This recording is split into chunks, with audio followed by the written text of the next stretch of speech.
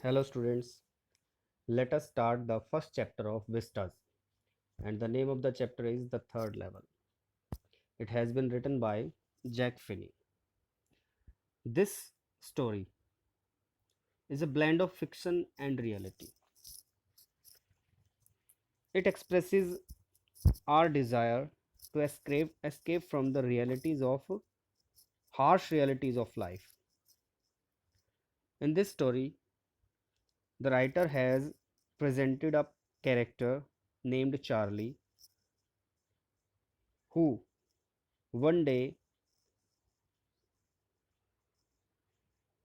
by chance reaches to the third level of Grand Central Station, which is in reality not existing in the world. There are only two levels at the Grand Central Station, but one day Charlie finds the third one.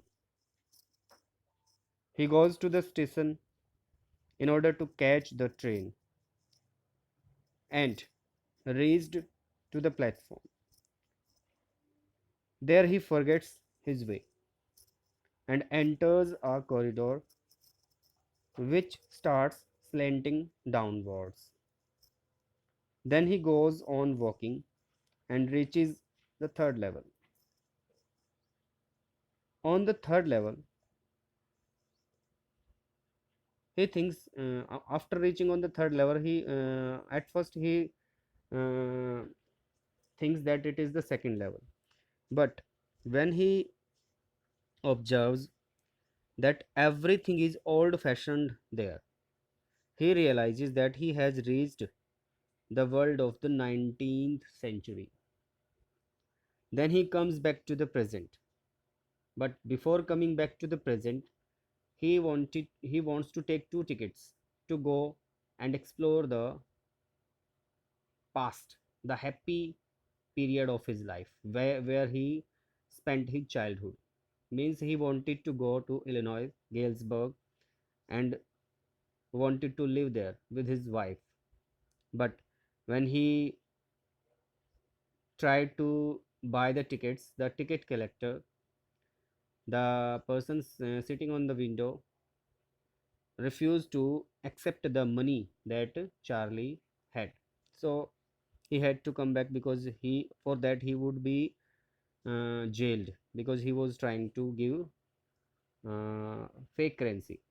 According to the people of that era, the notes of the present time are fake. He tries to find the third level again, but he is not able to find it. His psychiatrist friend does not believe in his story when he tells him it, and he says that he was trying to escape from the harsh realities of life. That's why he started daydreaming. But one day, the same psychiatrist finds the third level and reaches the world of 1894. So, through this chapter, the writer wants to tell us when there is fear, when there are worries, when there is insecurity in our life, we are tensed and we want a way to get out of it.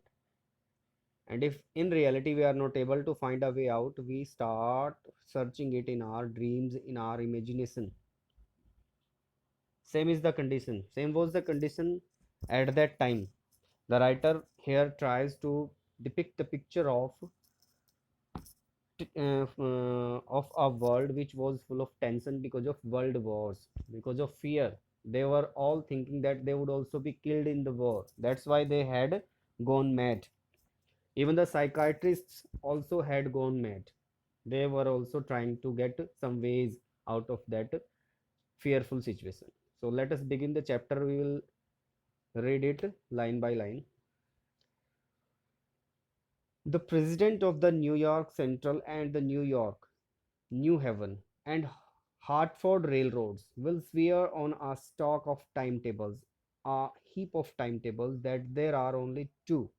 Means all the people in authorities, would claim that there are only two timetables, means there are only two levels on Grand Central Station. But I say there are three because I have been on the third level of the Grand Central Station.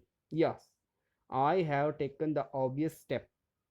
I talked to a psychiatrist friend of mine, among others. Means writer is trying to tell us that he has reached to the third level, and he can claim it. He can swear on it. Although all the people in authorities would claim that there are only two timetables, or there are only two levels, but he says that there are three. और उसने अपने psychiatrist friend को और दूसरे friends को भी ये बात बताई. What did he tell to his psychiatrist friend?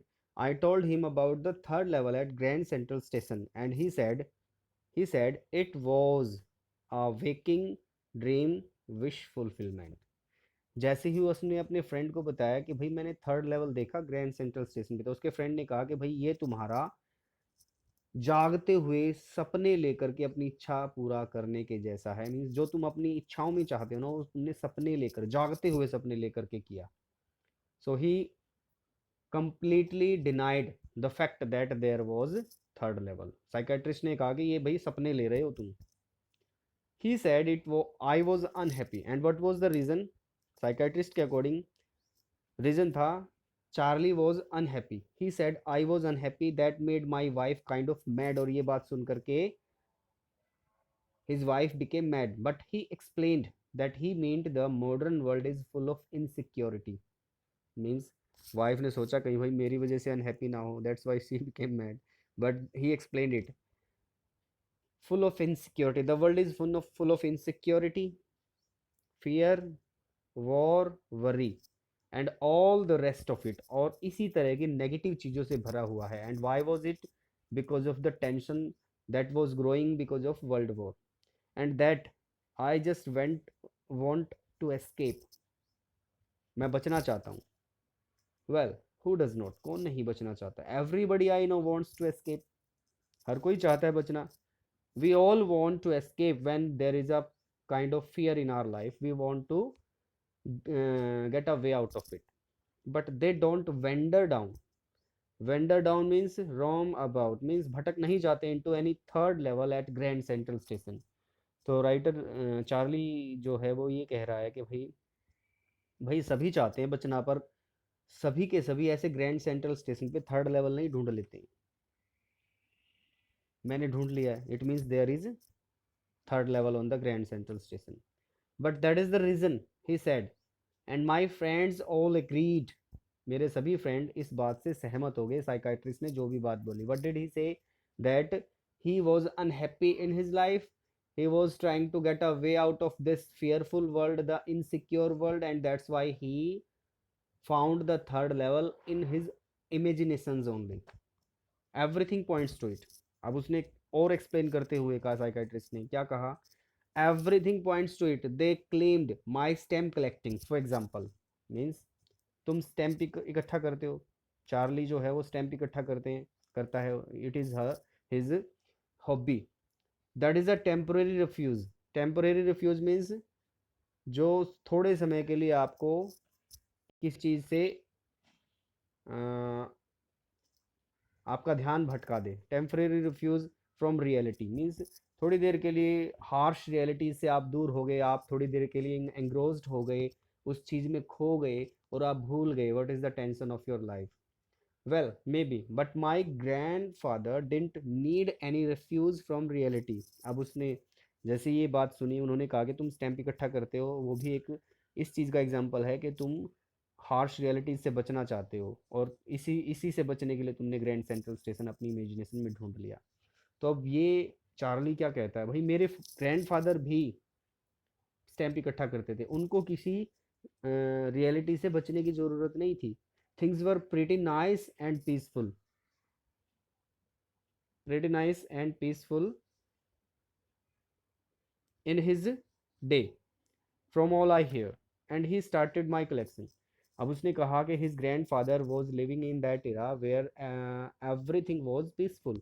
So He didn't need any kind of refuge from harsh realities. Still, he was collecting stamps. So, what does it show? That this is my hobby, as is it was my grandfather's hobby. So, he also didn't need any kind of refuge from reality. So, I don't know need any refuge. It's a nice collection to उसके grandfather ने जो collection किया था stamps का, उसी को उसने आगे बढ़ाते हुए उसमें अपना कलेक्शन करना जारी रखा। Blocks of four of practically every US issues, first day covers and so on.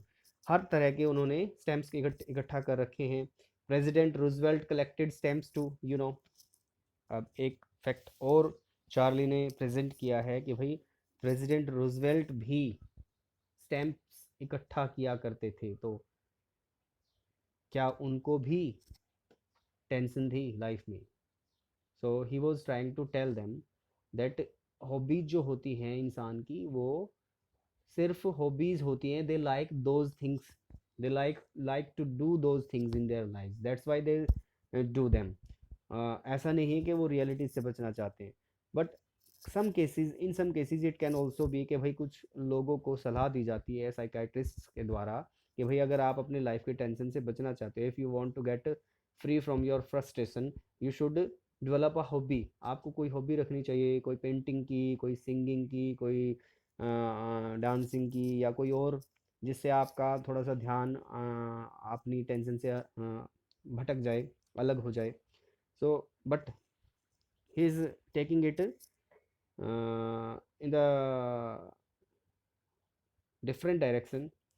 वैसे वो कह ठीक ठीक ही कह रहा है कि भाई जो वो रीज़न दे रहे हैं उसको कि भाई तुझे स्टैम्प इकट्ठी करता है, वो भी इस चीज़ का एग्जांपल है कि तू रियलिटी से बचना चाहता है। बट उसने भी फैक्ट अच्छा दिया कि भाई प्रेसिडेंट रूजवेल्ट भी स्टैम्प्स इकट्ठा किया करते थे, तो क्या उनको भी इस तरह की ज़रूरत थी?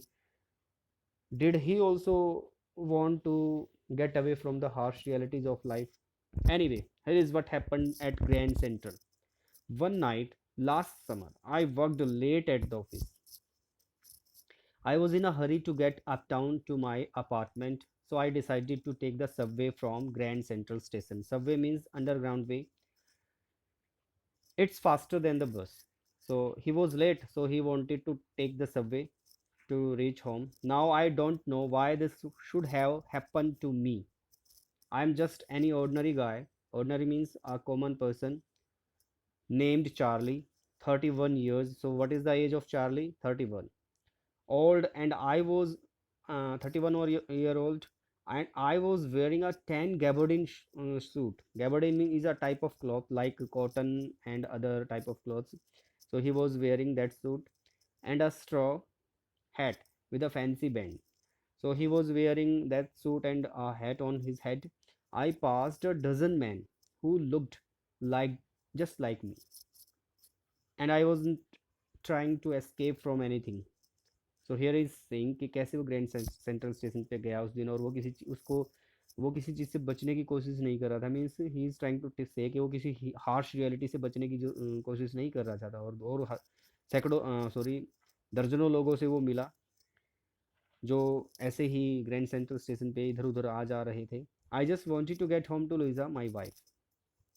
आई turn into grand central from Vanderbilt avenue. This is the name of a place. Vanderbilt avenue means जहाँ से उसने एंट्री की। And went down the steps to the first level. तो सीढ़ियों से वो फर्स्ट लेवल में नीचे चला गया। In the previous lecture I showed you the picture of grand central station के किस तरह से लोग एंट्री करते हैं। Where you take trains like the 20th century, जहाँ से आप 20वीं शताब्दी की जो भी ट्रेन्स होती है वो लेते हो, मीन्स फर्स्ट लेवल से। Then I walk down another flight to the second level. अब वो फर्स्ट लेवल से सीढ़ियाँ लेकर के और सेकेंड लेवल पे चला गया। Where the suburban trains leave from, जहाँ से सबर्बन ट्रेन निकलती है, जो मेगा सिटीज़ के आसपास के जो इलाके होते हैं उनके लिए ट्रेन निकलती है। Ducked into an arch doorway heading for the subway and got lost. तो ये कह रहा है कि भाई वहाँ पर जाने के बाद वो रास्ता भटक गया। दैट्स इजी टू डू, और ऐसा करना इजी भी है, मीन्स रास्ता भटक जाते हैं। Means he is trying to say that Grand Central Station is so puzzled, means it is puzzling that इतने सारे कॉरिडोर्स हैं वहाँ पर, इतनी सारी स्टेयर्स हैं that one can be lost at grand central station. कभी अब आप अगर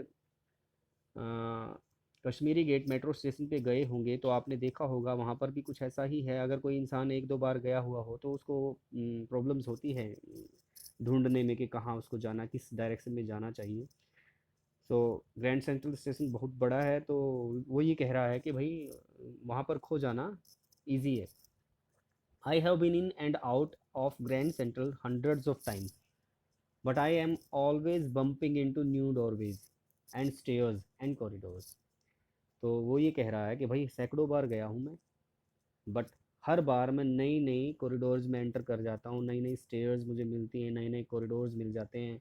once I got into tunnel, so it is surprising, एक बार वो एक टनल में घुस गया and that was about a mile long and came out in the lobby of Roosevelt hotel. तो वो एक बार ऐसे ही टनल में घुस गया और कहाँ पर निकला जा करके, उस टनल से होता हुआ एक होटल में निकला जा करके। What was the name of the hotel? Roosevelt hotel. Another time I came up in an office building on 46th Street, 3 blocks away. Wow. तो कैन इट बी इमेजिनेटिव है, उसने कल्पना कर रखी है, पहले भी उसके साथ हुआ है कि भाई एक बार तो वो एक होटल में निकला जा करके और एक बार एक ऑफिस बिल्डिंग में निकला जा करके, ग्रैंड सेंट्रल स्टेशन से नीचे नीचे सुरंग से होते हुए, कॉरिडोर से होते हुए। सो it is his all his imagination. Sometimes I think grand central is growing like a tree. जैसे एक ट्री जो होता है, अब उसकी ब्रांचेज बढ़ती हैं, ऐसे ही ग्रैंड सेंट्रल स्टेशन की भी ब्रांचेज कॉरिडोर्स की फॉर्म में बढ़ रही हैं, नए नए corridors, pushing out new corridors and staircases like roots. जड़ों की तरह उसके अंदर ही अंदर नए कॉरिडोर्स निकल रहे हैं, नई सीढ़ियाँ निकल रही हैं। वो इसलिए कह रहा है कि नई नई सीढ़ियाँ उसे मिल जाती हैं कई बार। So it is surprising. There is probably a long tunnel that nobody knows about filling its way under the city right now। और वो ये कह रहा है कि शायद अभी अंदर ही अंदर शहर के नीचे एक नया कॉरिडोर बन रहा हो ग्रैंड सेंट्रल स्टेशन का और किसी को पता भी ना हो। जैसे दिल्ली में मेट्रो जब स्टार्ट की गई थी, लोगों के घरों के नीचे से सुरंग बन रही थी, लोगों के कॉलोनी के नीचे से बन रही थी, and they could feel the tremor, but they didn't know what was going on. तो ये कह रहा है ऐसी बन रही होगी, लेकिन वो तो लोगों के द्वारा बनाई जा रही थी, engineers were working day and night. But here the person is saying कि अपने आप ही ग्रैंड सेंट्रल स्टेशन के कॉरिडोर्स निकल रहे हैं अपने आप ही पेड़ की तरह। So can it be possible? It is impossible, but it can be possible in our imagination, in our dreams. That's why it is a fiction, this story is a fiction. और इसमें रियलिटी क्या है? World war. World war की वजह से जो fear है, वो फियर तो रियल है, टेंशन तो रियल है, हमारी जो चिंताएं हैं वो रियल है। But because of that our imaginations have gone mad and we have started thinking very strange things which can't be possible in our real life। So that's why Charlie was also thinking those things which could take him away from this fearful world, on its way to Times Square and maybe another to Central Park, and maybe because for so many people through the years Grand Central has been an exit। भाई हो सकता है क्योंकि बहुत सारे लोगों के लिए ग्रैंड सेंट्रल स्टेशन जो है वो एग्जिट का मीडियम है, यहाँ से बाहर जाने का रास्ता है। सो हो सकता है ये रास्ता हमें मिल रहा हो, अ वे ऑफ एस्केप, बच के निकलने का रास्ता। Maybe that's how the tunnel I got into. हो सकता है वो टनल जिसमें मैं घुसा था वो भी एक ऐसा ही मीडियम हो एस्केप का। But I never told my psychiatrist friend about that idea. उसने अपने साइकेट्रिस्ट फ्रेंड को इस आइडिया के बारे में नहीं बताया कि दैट ही वाज थिंकिंग कि grand central station was growing like a tree, it was pushing out corridors and stay new staircases। So he didn't tell anything about it to the psychiatrist friend। The corridor I was in began angling left, it started turning left and slanting downwards, sloping downwards। Slope means एक ढलान हो जाना। And I thought that was wrong, but I kept on walking, उसको लगा कि गलत है रास्ता, but he kept walking. All I could hear was the empty sound of my own footsteps, and I didn't pass a soul.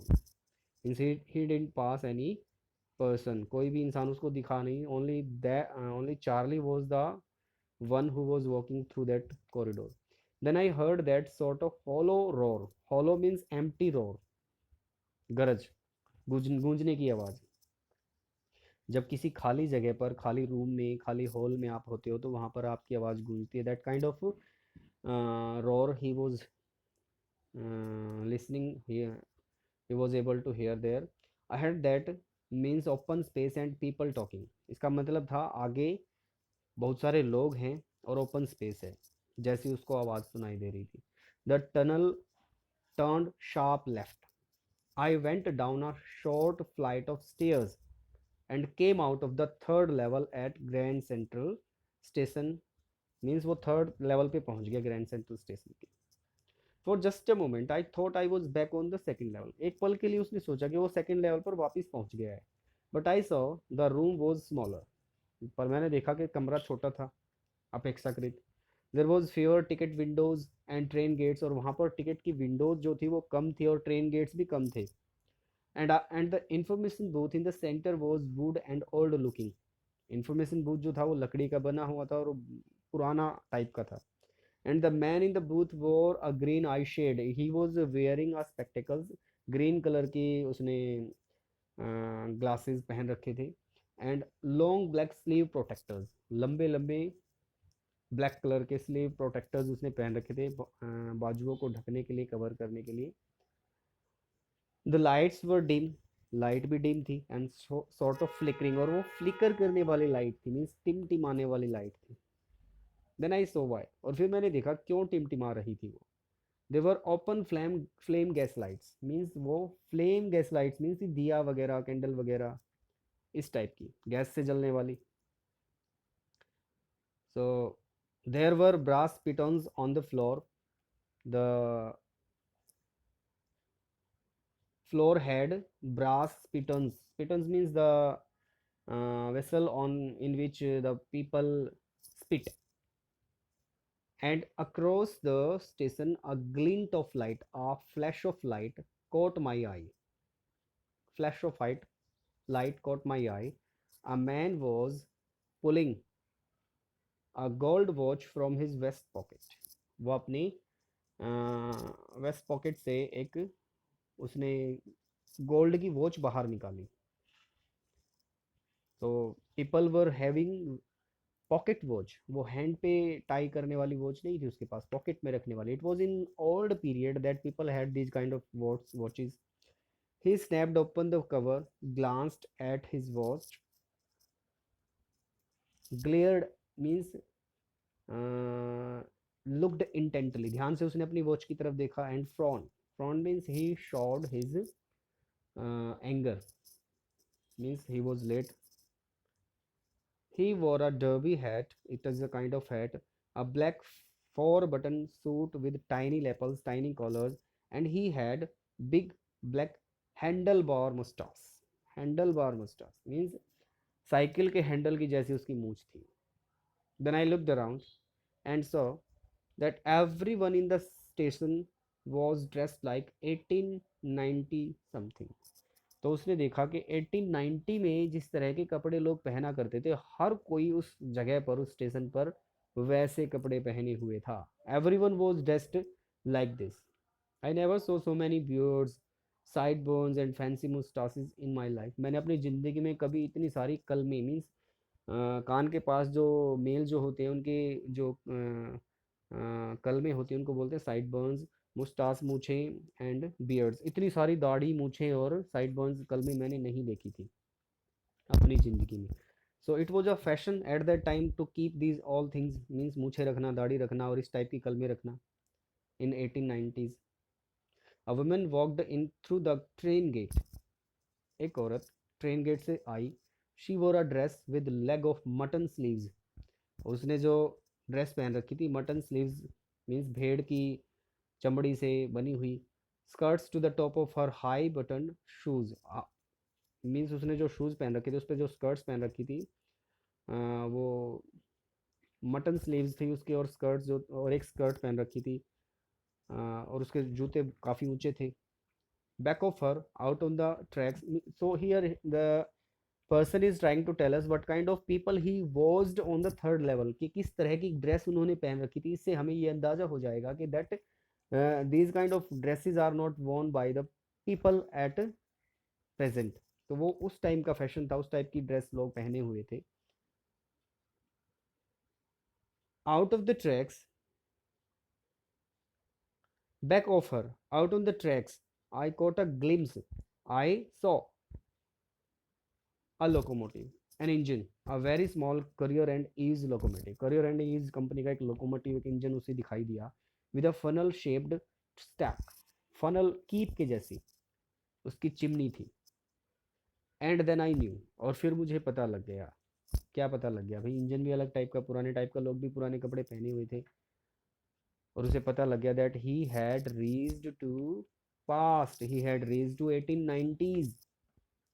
To make sure, पक्का करने के लिए, I walked to a news boy and glanced at the stock of papers at his feet.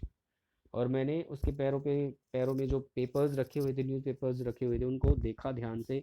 It was the world, the name of the newspaper was the world, and the world has not been published for years. और world newspaper जो है वो काफ़ी सालों से छपता नहीं है, बंद हो चुका है. The lead story sad something about president Cleveland. तो जो मेन खबर थी न्यूज़पेपर पे वो प्रेसिडेंट क्लीवलैंड के बारे में थी. सो प्रेसिडेंट क्लीवलैंड कौन से सन में हुआ करता था प्रेसिडेंट, ये पता लग गया अगर उसकी खबर आई हुई तो. I have found that front page since in the public libraries files and it was printed June 11 1894. अब ग्रैंड सेंट्रल स्टेशन पे वो गया था, वहाँ से वापस आ गया, और आकर के उसने लाइब्रेरी में ढूंढा उस न्यूज़पेपर को जो उसने वहाँ पर देखा था, तो उसको मिल गया. 11 जून 1894 का पेपर था वो, जिसमें ये खबर छपी हुई थी.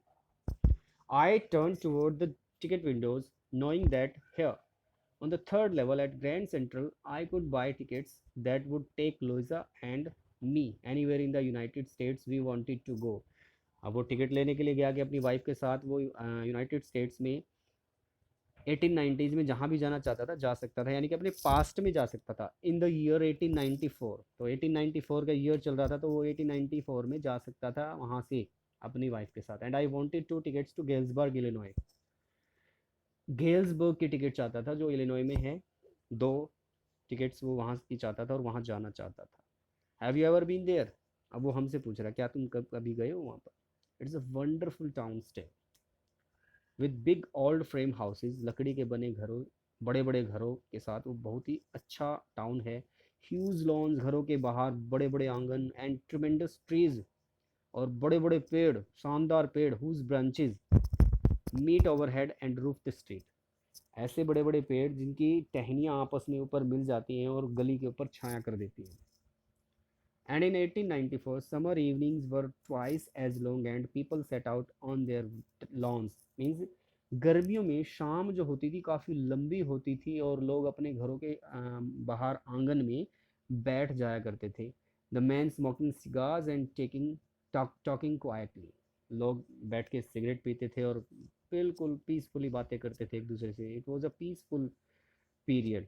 The women viewing palm leaf fans with the fire flies all around. और औरतें क्या होती थी, पाम लीव से बने हुए फैन से अपने आप को हवा करती थी और चारों तरफ जुगनू उड़ते रहते थे. सो it was a beautiful time period in a peaceful world. So writer is Charlie is trying to tell us how peaceful the life at that time was. To be back there with the first world war still 20 years off. wow. अब आई ना बात कि भाई उस जगह पर वापस जाना जहाँ से फर्स्ट वर्ल्ड वॉर भी 20 साल आगे है, एंड वर्ल्ड वॉर सेकेंड और 40 years इन द फ्यूचर, और वर्ल्ड वॉर सेकेंड जो है और 40 साल आगे.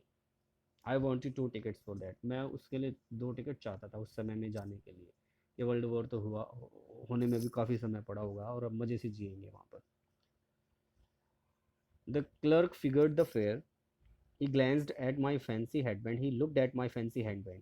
देखा होगा उसने जरूर, क्यों भैया ये किस टाइप का आदमी आया हुआ है. भाई आप अगर आज से 50 साल आगे के किसी व्यक्ति को देखोगे तो डेफिनेटली उसका कपड़े पहनने का तरीका अलग होगा, और अभी हमें दिखाई दे जाए वो व्यक्ति तो हमें तो बड़ा अजीब लगेगा. But he figured the fare and I had enough for two coach tickets, one one way. उसके पास काफ़ी पैसे थे कि वो दो टिकट्स ले सकता था, एक तरफ के तो ले ही सकता था. But when I counted out the money and looked up, the clerk was staring at me. जब मैंने पैसे गिने तो वो क्लर्क मेरी तरफ घूर रहा था. He was staring. He nodded at the bills. He signaled at the bills, at the notes. That aren't money, mister. ये पैसे नहीं है मिस्टर. बिल्कुल. पैसे उस समय में तो अलग ही होंगे, तो उसके लिए तो वो पैसे हैं नहीं, क्योंकि उसके पास मॉडर्न वर्ल्ड के नोट्स थे. He said, and if you are trying to skin me, if you are trying to cheat me, you won't get very far. तुम ज़्यादा दूर नहीं जा पाओगे. You means you will be caught. And he glanced at the cash drawer beside him. Of course, the money was old style bills, half again as big as the money we use nowadays, and different looking. उस समय के money जो notes थे उनका size भी different था, और उनका वो लुक भी डिफरेंट था. I turn away and got out fast. Charlie को पता था कि यहाँ से निकलना है अब, तो वो जल्दी से निकल गया वहाँ से. There is nothing nice about jail one in 1894. वो 1894 में जाना तो चाहता था, बट जेल में नहीं जाना चाहता था, क्योंकि जेल तो उस वक्त भी बुरी थी, बल्कि उससे प्रेजेंट वर्ल्ड से भी बुरी होगी. And that was that I left the same way I came. जिस रास्ते से वो ग्रैंड सेंट्रल स्टेशन के थर्ड लेवल पे गया था, उसी रास्ते से वो वापस भी निकल आया. I suppose next day during lunch hour I drew $300 off out of the bank, nearly all we had. उसके बैंक में अकाउंट में जितने भी पैसे थे, डॉलर्स जो थे, उसने सारे निकाल लिए. And bought old style currency that really worried my psychiatrist friend. उसने उन $300 की पुरानी करेंसी खरीद ली, यानी कि पुराने नोट्स जो 1894 के समय में चलते थे, उस समय के नोट्स पुराने उसने खरीद लिए. और इस बात को सुन करके साइकाइट्रिस्ट तो परेशान ही हो गया. उसने जब अपने साइकाइट्रिस्ट को ये बात बताई. You can by old money at almost any coin dealers. किसी भी कॉइन डीलर से आप जा करके पुरानी करेंसी खरीद सकते हो, but you have to pay a premium. Premium means extra money. My $300 bought less than 200 in old style bills. Means उसके $300 से 200 से भी कम डॉलर्स उसे मिले. But I didn't care. But there was no worries. Eggs were 13 cents a dozen in 1894. क्योंकि eggs का जो price था वो कितना था, 13 cents a dozen. Means cent कितना होता है, cent is the 100th part of dollar. Dollar में 100 सेंट होते हैं, तो 13 सेंट में उसे एक दर्जन अंडे मिल सकते थे. सो एवरीथिंग वो cheap at that time. So he was not having any thing to worry. But I have never again found the corridor that leads to the third level of at grand central station. पैसे तो उसने ले लिए, old currency तो ले ली, but उसके बाद उसे थर्ड लेवल मिला नहीं. ऑल दो I have tried often enough, बहुत बार कोशिश की उसने, लेकिन मिला नहीं उसे. Louisa was pretty worried when I told her all this and didn't want me to look for the third level anymore. उसकी वाइफ बड़ी परेशान थी कि वो थर्ड लेवल को नहीं ढूंढ पा रहा था, और वो चाहती भी नहीं थी कि वो ढूंढे. And after a while I stopped. When he was not able to find it, he stopped. I went back to my stamps. He went back to his old hobby of collecting stamps. But now we are both looking. Charlie और उसकी wife दोनों ढूंढ रहे हैं अब. क्यों? Every weekend, हर weekend पे ढूंढते हैं हम. Because now we have proof that the third level is still there. कि हमारे पास अब प्रूफ है कि थर्ड लेवल है. कैसा proof? My friend Sam Weiner disappeared. मेरा फ्रेंड इस सैम गायब हो गया.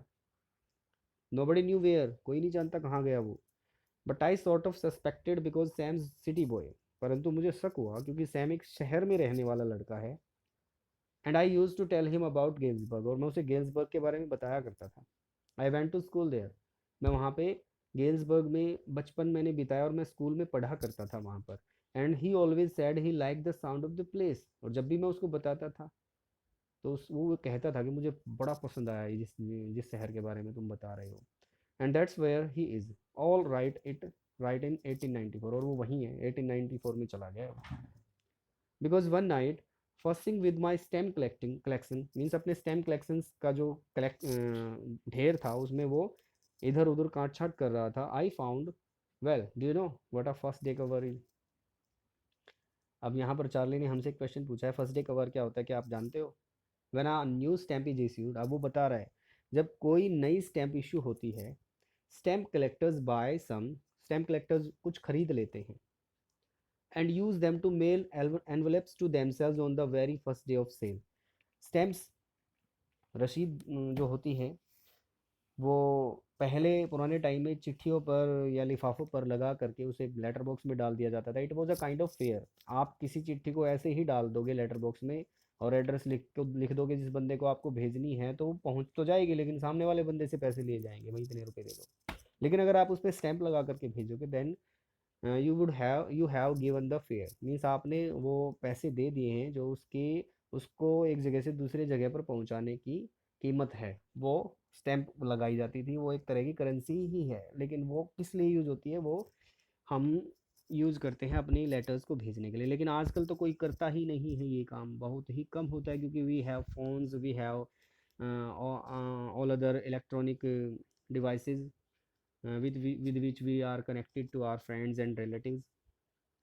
तो ये कह रहा है कि भाई जब भी कोई नई स्टैम्प इशू होती थी तो लोग खरीद लेते थे उसी दिन, और एनवलप्स पर लगा करके उन एनवलप्स को अपने पास ही भेजते थे same day.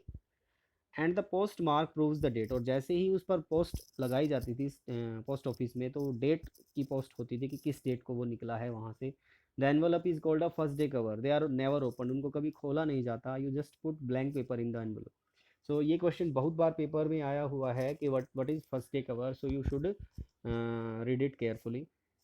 That night among my oldest first day covers I found one that shouldn't have been there, मुझे एक ऐसा एनवलप मिला जो वहाँ पर नहीं होना चाहिए था। बट देयर इट वॉज, परंतु वो तो था वहाँ पर। It was there because someone had mailed it to my grandfather at his home in Gilsburg, वो वहाँ पर इसलिए था क्योंकि किसी ने उसे मेरे दादाजी के पास भेजा था गेल्सबर्ग के एड्रेस पर। That's what the address on the envelope said, क्योंकि एड्रेस तो वही लिखा हुआ था उस पर। And it had been there since July 1894, और ये लेटर वहाँ पे कब से था? 18 जुलाई 1894 से था। The post mark showed that, जो स्टैंप उस पर लगी हुई थी, पोस्ट ऑफिस की स्टैंप लगी हुई थी, क्या लगी हुई थी? 18 जुलाई 1894। It I didn't remember it at all, परंतु मुझे तो याद ही नहीं है ये, मैंने तो कभी देखा ही नहीं इसको। How can it B?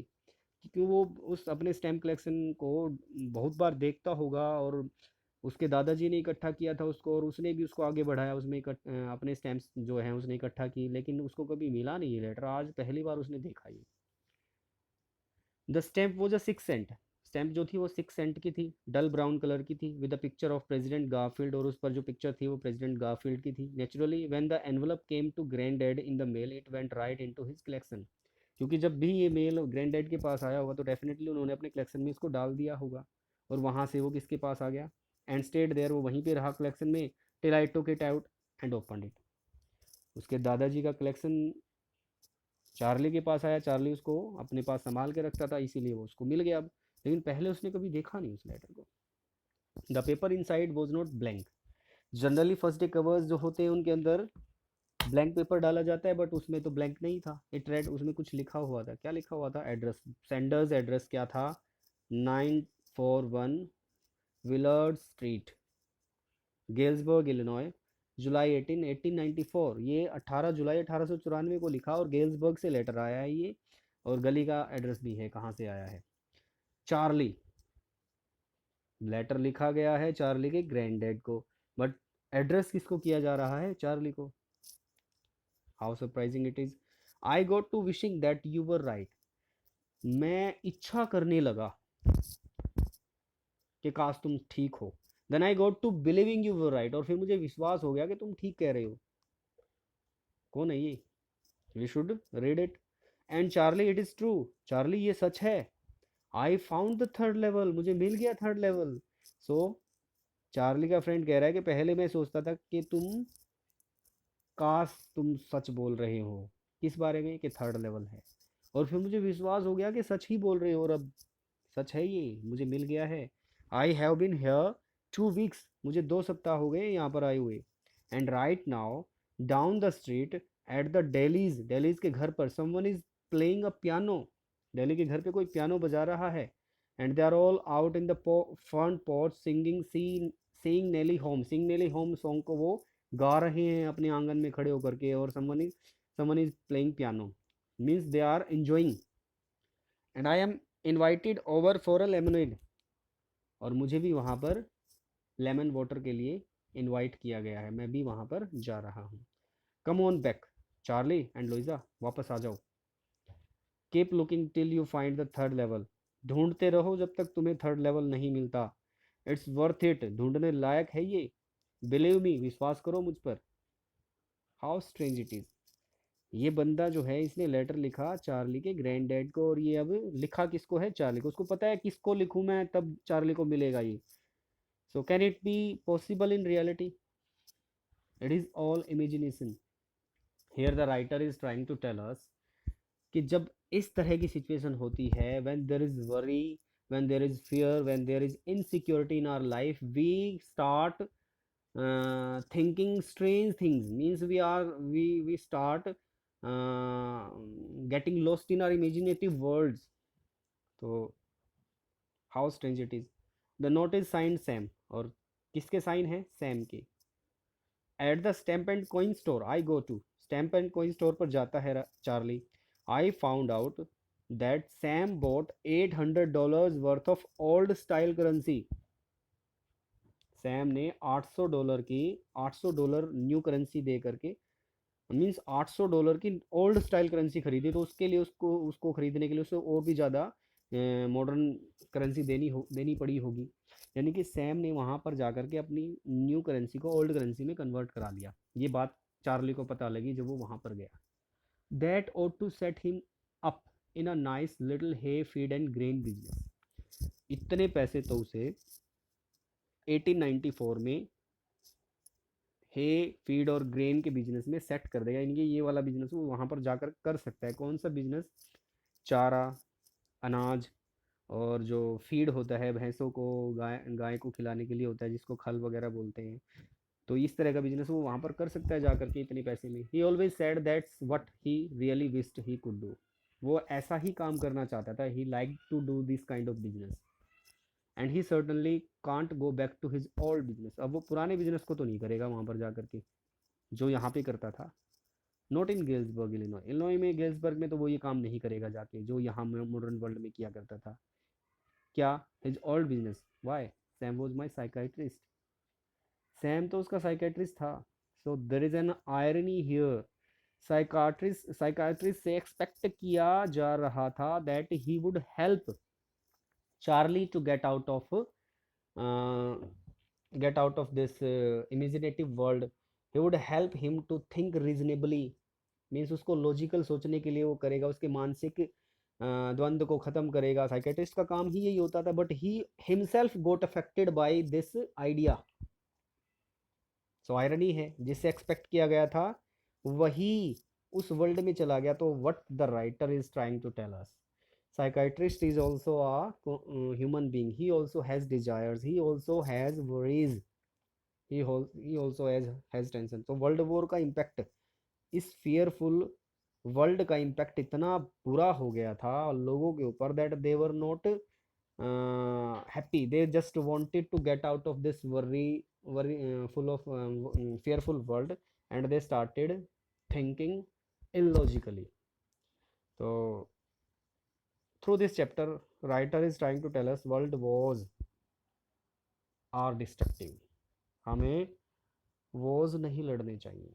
लोगों की मानसिकता बहुत ख़राब हो जाती है, लोग पूरी तरह से मेंटली इल हो जाते हैं, और कुछ लोग तो इतने ज़्यादा हो जाते हैं कि दशकों तक, कई कई सालों तक उनके अंदर ये डर रहता है। And their mental condition is completely destructed, means they are completely ill.